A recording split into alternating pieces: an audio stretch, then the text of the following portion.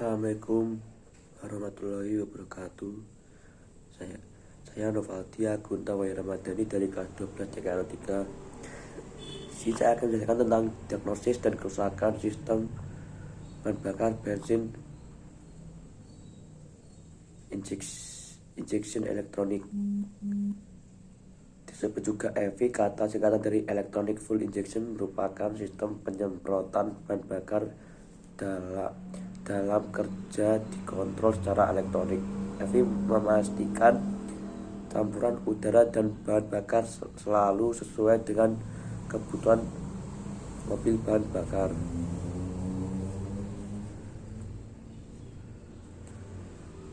Ada 5 komponen wajib sistem bahan bakar injeksi elektronik. Yang pertama ada fuel pump, karena memerlukan tekanan tinggi agar bensin dapat disemprotkan melalui injektor. Maka pompa bahan bakar pun harus memiliki kekuatan cukup besar dalam mengalirkan bahan bakar. Ada bermacam-macam fuel pump dengan kemampuan hingga 15 PSI atau bahkan lebih. Yang kedua, full pressure regulator. Peran ini mengatur debit bahan bakar yang dialirkan pada injektor. Biasanya peran ini berada di fuel rail. Yang ketiga, ECU. ECU atau Electronic Control Unit adalah otak mesin injeksi yang berfungsi untuk mengatur berbagai fungsi utama seperti waktu pengapaian dan campuran bahan bakar berdasarkan beberapa parameter yang diinput serta komponen-komponen yang bertugas menjalankan mesin. Misal injektor, waktu pengapaian hingga kompresor AC ataupun power bearing. Yang keempat, wiring harness digunakan sebagai sarana menyalurkan input dari sensor-sensor yang ada ke ECU. Yang terakhir, 5 ada sensor. Peran yang membaca kondisi-kondisi tertentu pada suatu bagian dari mesin untuk dijadikan input ke ECU. Misalnya sensor manifold absolute pressure dengan sensor waktu pengapaian serta sensor pada injektor akan menentukan bukaan throttle body dan sistem sudah menggunakan drive by wire. Perkembangan teknologi di bidang otomotif terbilang cukup pesat dan berhasil meningkatkan performa kendaraan baik dari segi mesin atau komponen lainnya. Bahkan saat ini sudah banyak produk mobil yang menggunakan teknologi EV, Electronic Fuel Injection. Mengapa sistem EV pada mobil begitu istimewa?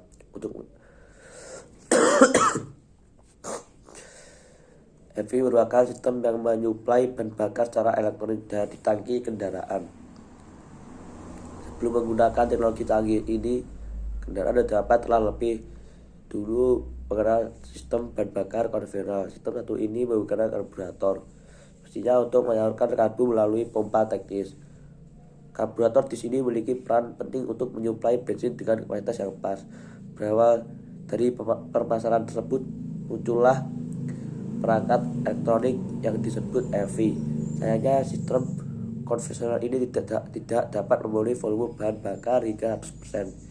Sehingga mesinnya tidak dapat bekerja maksimal, yang kemudian berimbas pada emisi kendaraan. Prinsip kerja EV atau Electronic Fuel Injection terdiri dari beberapa bagian, yaitu sensor, prosesor, serta aktuator yang berfungsi memasukkan bensin ke dalam ruang bakar secara optimal. Sistem EV pada mobil dirancang khusus untuk mengukur jumlah udara yang akan dihisapnya, sekaligus mengontrol penginjeksian bahan bakar untuk kemudian disalurkan menuju silinder. Prinsip kerja EV sendiri menggunakan perbedaan tekanan. Hanya saja tekanan dibuat sedikit lebih tinggi dibandingkan sistem konvensional.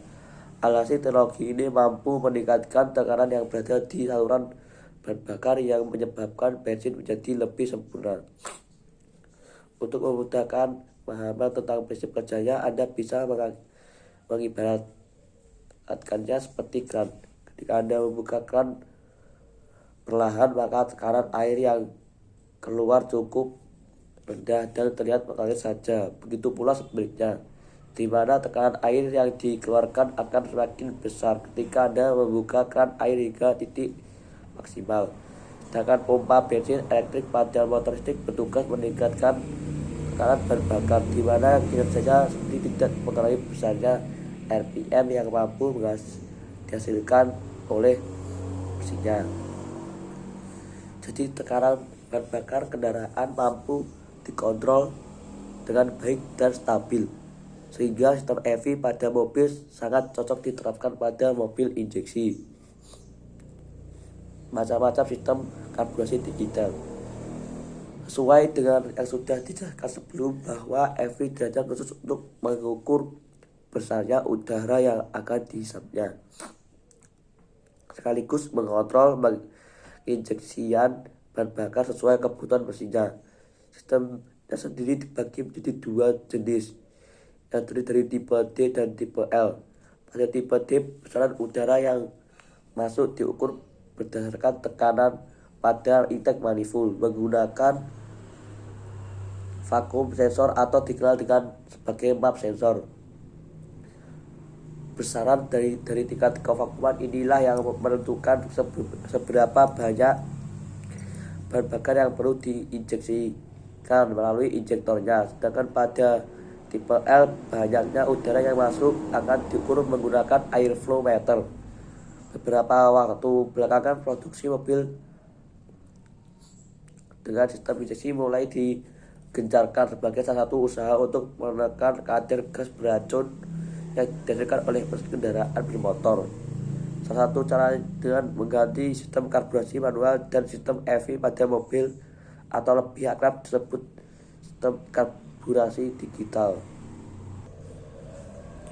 Sistem injeksi bahan bakar elektronik atau EV ini menentukan jumlah bahan bakar yang disemprotkan ke dalam manifold disesuaikan dengan beberapa faktor, yaitu jumlah udara, kecepatan mesin, temperatur udara masuk, temperatur air pendingin, posisi pembukaan throttle, dan lain-lain. Sistem injeksi EV ini menjamin perbandingan udara dan bahan bakar yang ideal dan efisiensi bahan bakar yang tinggi pada setiap saat. Macam-macam sistem EV. Untuk macam-macam sistem EV, sistem injeksi sudah pernah kami bahas sebelumnya, dan di sini kita ingin membahas dua tipe yang paling umum digunakan sekarang. Yang pertama, sistem DEV.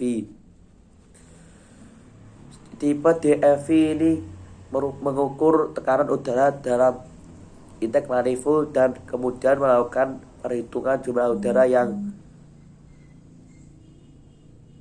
masuk. Tapi memang ada sedikit kelemahan, yaitu ketika sensor membaca tekanan di dalam intake manifold, ECU akan menghitung konversi jumlah udara. Di sini yang terkadang membuat perhitungan udara sedikit kurang akurat. Penggunaan sistem ini digunakan pada beberapa kendaraan Avanza generasi pertama, Xenia generasi pertama, Honda Jazz, dan lain-lain. Hanya saja kami lihat Avanza Dual VVTi sudah menggunakan LH. Yang kedua, dan sistem LHEV. Dalam sistem LHEV, airflow meter langsung mengukur jumlah udara yang mengalir melalui intake manifold. Air mas mengukur massa udara yang masuk dengan sangat akurat, sehingga bisa mengontrol penginjeksian lebih tepat. Pada prakteknya, beberapa kendaraan mengkombinasikan keduanya. Yang B, susunan dasar sistem bahan bakar injeksi. Sistem bahan bakar injeksi dibagi menjadi 3 sistem fungsional, yaitu sistem bahan bakar, sistem induksi udara, sistem pengontrol elektronik. Pada kendaraan ini, sistem pengapaian juga sudah dikontrol oleh ECU menjadi satu kesatuan dengan sistem bahan bakar. Jika di Eropa disebutnya dengan Matronic atau juga disebut sebagai Engine Management System. Yang pertama, sistem bahan bakar. bahan bakar dihisap dari tangki oleh full pump yang dikirim ke injektor. Pada beberapa model air anjas ada mulai dari tangki, pompa, filter, rel, dan injektor. Contoh pada Kijang Innova. Pada model lain alirannya adalah tangki, filter, pompa, rel, dan injektor. Tekanan dari dalam saluran bahan bakar dikontrol oleh pressure regulator. Kelebihan bahan bakar akan dialirkan kembali ke tangki. Kedua, sistem induksi udara. Udara bersih dari saringan udara masuk ke dalam saluran. Pada tipe LHEV, udara yang masuk akan diukur dulu oleh air mass sensor, baik jumlahnya maupun temperaturnya. Banyaknya udara yang masuk ke dalam intake chamber tergantung dari pembukaan throttle. Aliran udara akan masuk ke intake manifold kemudian ke dalam ruang bakar. Untuk tipe DLV, udara baru diukur setelah masuk ke dalam intake manifold, dan yang diukur adalah tekanan udara yang ada di dalam manifold. Bila mesin dalam keadaan dingin dan throttle tertutup, maka idle speed control akan mengalirkan udara langsung ke dalam intake chamber tanpa melalui throttle. Idle speed control ini akan menambah udara pada saat pemanasan awal sehingga putaran mesin akan lebih tinggi. Pada tipe mobil yang sudah menggunakan throttle drive by wire biasanya sudah tidak menggunakan idle speed control lagi, karena yang diatur adalah pembukaan throttle pada saat dingin. Yang ketiga, sistem pengontrol elektronik. Sistem pengontrol elektronik terdiri atas sensor yang berfungsi untuk mendeteksi kondisi kerja mesin, juga termasuk ECU yang menentukan ketepatan jumlah penginjeksian bahan bakar sesuai dengan sinyal yang diterima dari sensor. Sensor ini mengukur udara yang terhisap ban mesin, temperatur air pendingin, temperatur udara saat akselerasi dan deakselerasi, dan kemudian dikirim ke ECU. ECU menghitung dengan tepat jumlah penginjeksian bahan bakar atas dasar informasi dari sensor-sensor tadi. Selanjutnya itu akan mengirimkan sinyal injeksi yang diperlukan ke injektor yang merupakan salah satu aktuator. Jadi perlu digaris bawah juga bahwa pengaturan elektronik memerlukan sensor sebagai pemberi informasi kontrol, dalam hal ini ECU, dan juga aktuator sebagai penerima perintah. Fungsi dan cara kerja komponen injeksi bahan bakar bensin elektronik. Sistem ini terdiri dari 3 sistem utama, yaitu sistem bahan bakar, sistem induksi udara, dan sistem kontrol elektronik. Sistem bahan bakar berfungsi untuk menyalurkan bahan bakar dari tangki ke ruang bakar. Komponen sistem bahan bakar terdiri atas satu, pompa bahan bakar. Pompa bahan bakar berfungsi untuk menyalurkan bahan bakar dari tangki ke injektor. Pompa bahan bakar yang digunakan adalah pompa bahan bakar listrik. Yang kedua, full pulsation damper.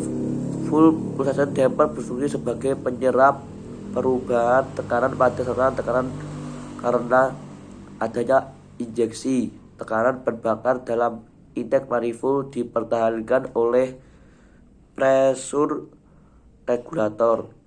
Yang ketiga ada pressure regulator. Pressure regulator berfungsi untuk mengatur tekanan bahan bakar ke injektor. Jumlah bahan bakar yang diinjeksikan diatur oleh sinyal yang diberikan ke injektor sehingga tekanan harus tetap pada tiap-tiap injektor. Untuk mendapatkan jumlah penyemprotan yang tepat, tekanan bahan bakar harus dipertahankan lebih kurang 2,55 kg. Anggapan ada injektor. Injektor adalah sebuah model elektromagnetik yang terjadi di kontrol komputer. Injektor dilengkapi dengan head insulator pada saluran masuk atau pada kepala silinder yang dekat dengan lubang pemasukan. Yang kelima ada coil stat injektor. Coil stat injektor digunakan untuk mensuplai bahan pada saat suhu motor masih rendah. Injektor ini dipasang di bagian tengah ruangan udara masuk. Injektor bekerja hanya pada saat start bila temperatur air pendingin di bawah 220 Celcius.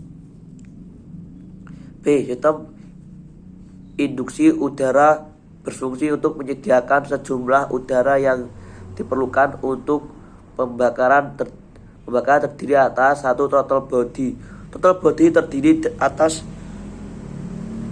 katup throttle untuk mengontrol udara masuk, sebuah sistem bypass udara yang mengatur aliran udara pada aliran idle, dan sebuah throttle position sensor untuk mensensor kondisi terbukanya katup throttle. Yang kedua ada katup udara. Katup udara digunakan untuk fast idle yang bekerjanya oleh bimetal dan head coil motor dalam keadaan dingin. Katup udara dipasangkan pada permukaan samping kanan silinder. Jika putaran fast idle selama pemanasan tidak stabil atau rendah, maka hal ini antara lain disebabkan oleh kesalahan pembukaan katup udara. Yang ketiga, air flow meter. Air flow meter mendeteksi jumlah udara yang masuk dan mengirimkan sinyal ke komputer yang menentukan dasar jumlah injeksi. Air flow meter terdiri atas plat pengukur gas kembali baut penyekat campuran idle, sensor udara masuk, dan switch pompa bahan bakar. Yang keempat ada sistem kontrol elektronik atau ECU. Sistem kontrol elektronik mempunyai bermacam-macam sensor yang terdiri atas air flow meter sensor, air pendingin sensor, posisi katup gas, sensor udara masuk, sensor gas tekan, dan sensor tekanan mesin. Perangkat ini akan menentukan lama kerja injektor. Kelengkapan yang lain adalah main relay yang menyediakan sumber arus listrik ke komputer, sirkuit opening relay yang mengontrol kerja pompa bahan bakar, dan sebuah resistor yang menstabilkan kerja injektor. Kerusakan yang sering terjadi pada sistem injection elektronik. Ide awal membuat sistem injeksi bahan bakar pada mobil bensin terinspirasi dari sejak pompa injeksi bahan bakar mesin di diesel berhasil ditemukan oleh Robert Bosch, singkatnya sejak tahun 1960. Perusahaan mobil MV sudah menggunakan sistem injeksi D-Jetronic, merupakan sistem pertama kali menggunakan pengontrol elektronik. Sejak saat ini sistem full injection pada mesin bensin EV semakin dikembangkan dan sudah menjadi lebih baik. Sistem bahan bakar injeksi atau EV pada mobil bensin bermanfaat terutama untuk mengurangi emisi gas buang sehingga lebih ramah lingkungan. Hemat bahan bakar, performa mesin yang bagus, serta lebih sedikit perawatan. Nah, itulah kenapa sistem bahan bakar mesin bensin konvensional ala karburator mulai ditinggalkan oleh industri otomotif. Seperti biasa, yang namanya teknologi tentu tidak luput dari kekurangan unit sistem EV. Kekurangan utamanya adalah harus ditangani oleh teknis yang keahlian khusus FV serta memiliki peralatan yang memadai. Dengan demikian, ketika kendaraan Anda mogok dimanapun akibat masalah pada sistem injeksi, maka tidak ada jalan lain kecuali mobil harus diderek ke bengkel yang memadai. Namun masalah umum pada sistem injeksi atau EV akan bisa dihindari jika Anda tertib melakukan perawatan rutin sesuai dengan yang tertera pada buku servis kendaraan yang dikeluarkan oleh pabrikan. Berikut masalah umum yang bisa terjadi pada mesin mobil sistem bahan bakar injeksi. Ketika ada masalah pada sistem injeksi juga ditunjukkan oleh lampu cek engine pada dashboard mobil untuk memeriksa pada rangkaian elektronika mencangkup semua sensor dan aktuator. Maka alat yang digunakan adalah multitester digital, tes lamp, scanner hingga osiloskop. Berikut problem yang bisa terjadi pada mobil ketika injeksi bermasalah. Mesin tidak dapat hidup dan starter tidak ada masalah. Mesin susah hidup tapi tersendat-sendat memang merupakan masalah yang sering terjadi pada sistem injeksi. Namun hal ini juga berlaku pada kerusakan pada bagian yang lain. Maka dari itu perlu dilakukan troubleshooting untuk menemukan problem yang sesungguhnya. Nah, untuk itu sebelum memeriksa bagian sistem injeksi, maka perlu diperiksa dulu apakah sistem pengapaian mesin optimal. Bagian pada sistem injeksi yang harus diperiksa adalah mulai dari aliran bahan bakar sinyal menuju injektor, cek kebocoran udara dari intake throttle, sensor IAC, ECT, MAP, tekanan kompresi, dan terakhir periksa kemungkinan kerusakan pada ECM. Yang kedua, boros bahan bakar. Jika ada gangguan pada sistem EV, maka mesin juga bisa menjadi boros bahan bakar. Namun bisa juga disebabkan masalah lain. Untuk hal yang perlu juga diperiksa selain sistem injeksi adalah sistem pengapaian mulai dari komponen termasuk busi, kabel busi hingga setelan, timing, dan kopling slip. Kerusakan atau problem yang bisa terjadi yang mencakup sistem injeksi adalah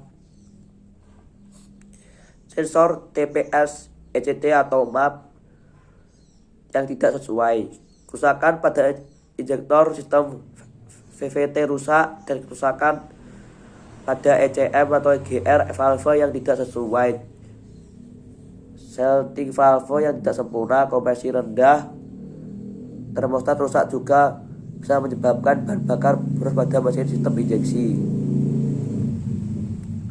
Mesin tersendat-sendat. Hal ini bisa terasa ketika pedal gas dilepas, terutama ketika kendaraan berjalan di semua gigi kecepatan.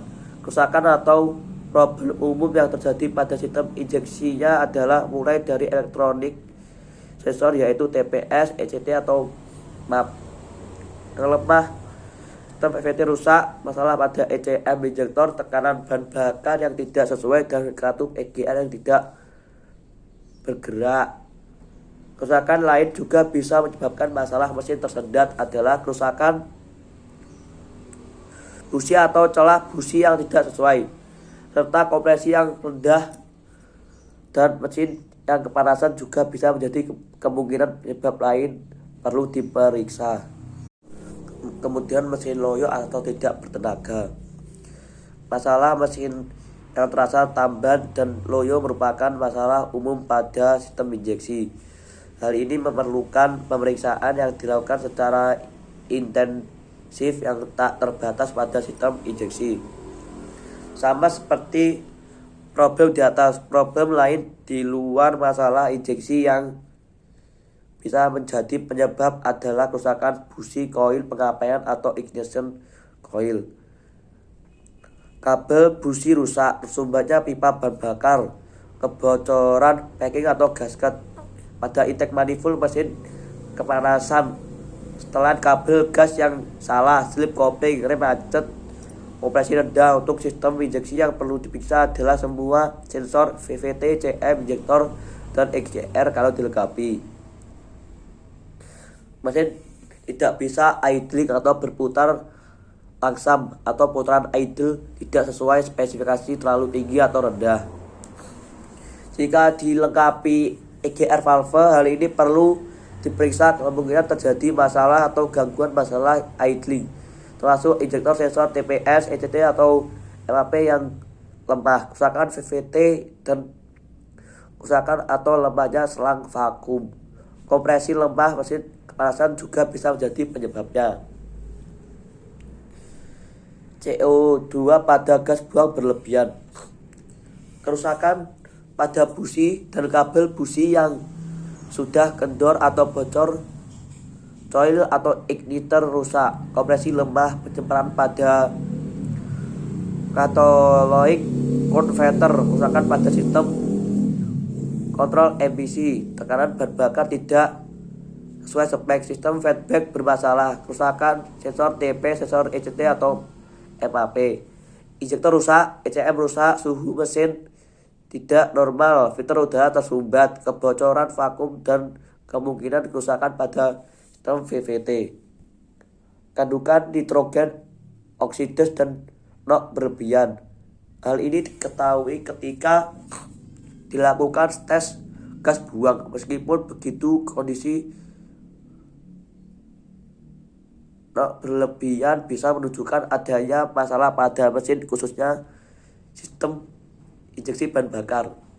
Mesin terlalu panas atau terlalu irit bisa disebabkan injektor bahan bakar atau sensor oksigen yang bermasalah, yang akhirnya menyebabkan NOx berlebihan. Masalah pada pompa bahan bakar juga bisa menjadi penyebab. Konverter katalitik bisa menjadi penyebabnya, namun hanya khusus untuk sistem konverter katalitik 3 arah. Penumpukan karbon dan masalah katup EGR juga menjadi penyebabnya. Masalah pada mesin mobil memang beragam. Terkadang satu problem bisa disebabkan oleh sistem yang lain di luar sistem injeksi, misalnya sistem pengapaian dan lain-lain. Maka dari itu diperlukan serangkaian pemeriksaan yang kita sebut sebagai trouble shooting untuk dapat menemukan masalah dan yang sesungguhnya.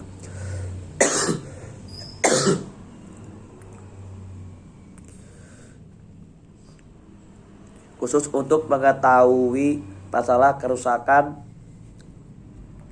pada sistem injeksi, maka diperlukan beberapa alat khusus, yaitu scanner multitester digital, lampu tes LED, dan oscilloscope untuk menjamin keakuratan menentukan letak gangguan pada sistem injeksi terletak pada prosedur dan pembacaan alat berdasarkan data teknis kendaraan atau mesin yang seharusnya. Perawatan mesin secara berkala adalah hal yang wajib untuk dilakukan. Perawatan berkala dapat memberikan keuntungan secara langsung dan juga merupakan investasi jangka panjang.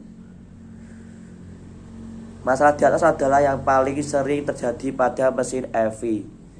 Tentu saja masih banyak masalah mesin yang lain. Oleh karena itu, kita harus melakukan pengecekan secara rutin dalam mesin kendaraan. Sekian yang bisa saya sampaikan. Bila ada kesalahannya mohon maaf. Saya Novaldi. Assalamualaikum warahmatullahi wabarakatuh.